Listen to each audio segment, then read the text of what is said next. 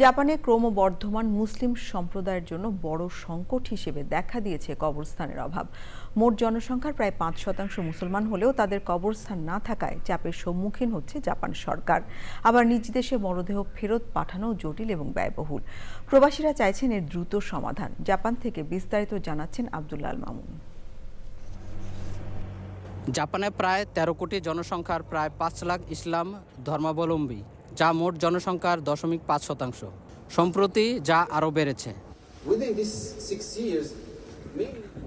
জাপানি নাগরিকদের শতকরা ৯৯ ভাগই মৃতদেহ বৌদ্ধ ধর্মীয় বিশ্বাস কিংবা শিন্তো রীতি অনুযায়ী পুড়িয়ে ফেলে। জাপানে মুসলমানদের কবর দেওয়ার জন্য ১৫টি প্লট রয়েছে, যা পর্যাপ্ত নয়। সরকারের কাছে কবরস্থান তৈরির আবেদন জানানো হলেও এখন পর্যন্ত তেমন কোনো ইতিবাচক সাড়া নেই। সরকারের পক্ষ থেকে মরদেহ নিজ দেশে নিয়ে যাওয়ার জন্য বলা হলেও এই প্রক্রিয়া অত্যন্ত জটিল এবং ব্যয়বহুল। যেহেতু মৃত্যুর পর বেশিরভাগ জাপানি পরিবার তাদের প্রিয়জনদের মরদেহ পুড়িয়ে শেষকৃত্য সম্পন্ন করে, ফলে জাপানের সমাজে কবর দেওয়ার ধারণাটি অপরিচিত ও অস্বস্তিকর।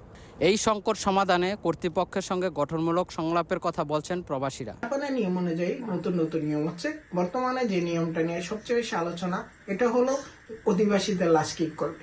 এক পক্ষ বলছে যে পুড়িয়ে ফেলার জন্য, আরেক পক্ষ বলতেছে যে লাশগুলো দেশে পাঠানোর জন্য। কোনো মুসলিম মারা গেলে তার লাশ পুড়িয়ে ফেলা কিংবা বিদেশে পাঠিয়ে দেওয়ার, স্বদেশে পাঠিয়ে দেওয়ার যে আলাপটা চলছে, এটা অযৌক্তিক, অনভিপ্রেত, কোনোভাবেই এটা মেনে নেওয়ার মতো না। পৃথিবীর কোনো দেশে এটা নাই। মুসলিমদের যে বারিয়াল সিস্টেম বা কবরস্থ করা system, it is the best way of ডিকম্পোজিং the dead body, অন্য যে কোনো মেথডের তুলনায়। কুরআনে কারীম আল্লাহ তাআলা বলেছেন, ওয়ালাকাদ কাররামনা বনি আদম। আল্লাহ তাআলা বনি আদমকে সম্মানিত করেছেন। মানুষ মৃত্যুবরণ করার পরও তার সম্মান অব্যাহত থাকে। এই মানুষের সম্মানার্থে তাকে দাফন করা, এটা শরীয়তের বিধান এবং মুসলমানদের উপর এটা ফরজে কিফায়া।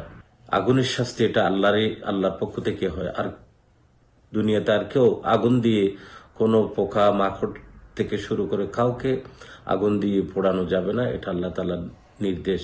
মুসলিম হোক অমুসলিম হোক, নারী পুরুষ, আপনার যে কোনো ধরনের একজন মানুষকে পোড়ানো কোনো অবস্থাতেই ইসলাম অনুমোদন দেয় না। এই জন্য দাফন করতে হয়। তবে জাপান সরকার পরিবেশগত উদ্যোগের কথা বললে মুসলিম সম্প্রদায়ের পক্ষ থেকে বিজ্ঞানভিত্তিক সমাধান এবং আন্তর্জাতিক মানদণ্ড অনুসরণ করে কবরস্থান নির্মাণ করার মত দিয়েছেন সংশ্লিষ্টরা। Abdullah Al Mamun, Channel I, Tokyo, Japan.